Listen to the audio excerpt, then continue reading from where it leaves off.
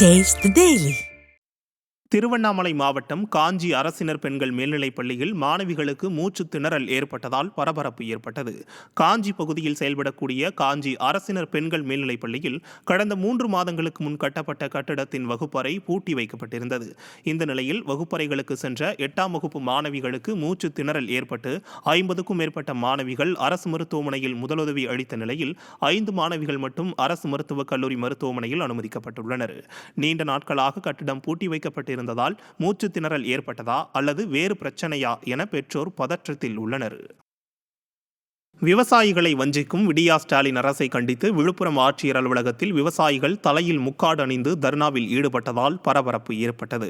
விழுப்புரம் மாவட்டத்தில் இயங்கும் அரசு நேரடி கொள்முதல் நிலையங்கள் விவசாயிகளுக்கு நெல்லுக்கான பணம் வழங்காமல் மாத கணக்கில் இழுத்தடித்து வருவதாக குற்றம் சாட்டப்படுகிறது. மேலும் போராட்டத்தில் ஈடுபடும் விவசாயிகள் மீது விடியா அரசின் ஏவல் துறை வழக்கு பதிவு செய்வதாகவும் புகார் கூறப்படுகிறது. இதனை கண்டித்து மாவட்ட ஆட்சியர் அலுவலகத்தில் விவசாயிகள் தலையில் முக்காடு அணிந்தபடி தர்ணாவில் ஈடுபட்டனர். இந்த கூட்டம் கண் துடிப்பு தான். சும்மா பெட்டிஷன் வாங்கி வச்சுக்கின்னு மனு வாங்கி வச்சுக்கின்னு எந்த நடவடிக்கையும் இல்லையா. நாங்கள் இப்போ மனு 2 வருஷமாக கொடுக்குறோம். கரெக்டாக 2023 கொடுக்குறோம்.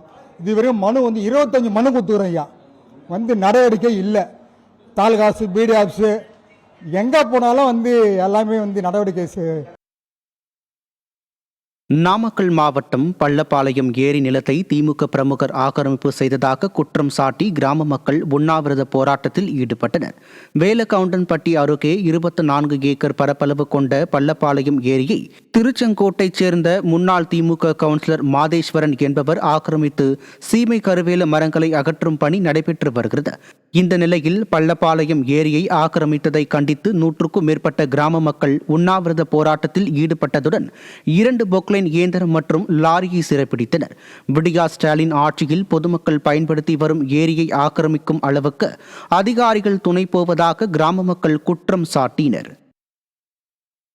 கடலூர் மாவட்டம் நெய்வேலி NLC பாரதி விளையாட்டரங்கத்தில் யோகா பயிற்சியின் போது உணவு சாப்பிட்ட மாணவர்களுக்கு வாந்தி மயக்கம் ஏற்பட்டது. நெய்வேலி NLC பாரதி விளையாட்டரங்கத்தில் யோகா தினத்தை முன்னிட்டு 10க்கும் மேற்பட்ட பள்ளிகளைச் சேர்ந்த 5000த்திற்கும் மேற்பட்ட மாணவ மாணவிகள் பயிற்சியில் ஈடுபட்டிருந்தனர். அவர்களுக்கு NLC நிறுவனம் சார்பில் உணவு வழங்கப்பட்டது. அதனை சாப்பிட்ட மாணவர்கள் பள்ளிக்கு சென்ற நிலையில் தனியார் பள்ளி மாணவர்கள் 30க்கும் மேற்பட்டோருக்கு வாந்தி மயக்கம் ஏற்பட்டு மயங்கி விழுந்தனர். அவர்களை ஆசிரியர்கள் NLC மருத்துவமனையில் சிகிச்சைக்காக அனுமதித்தனர். இந்த சம்பவம் பெற்றோர் மத்தியில் பரபரப்பை ஏற்படுத்தியது.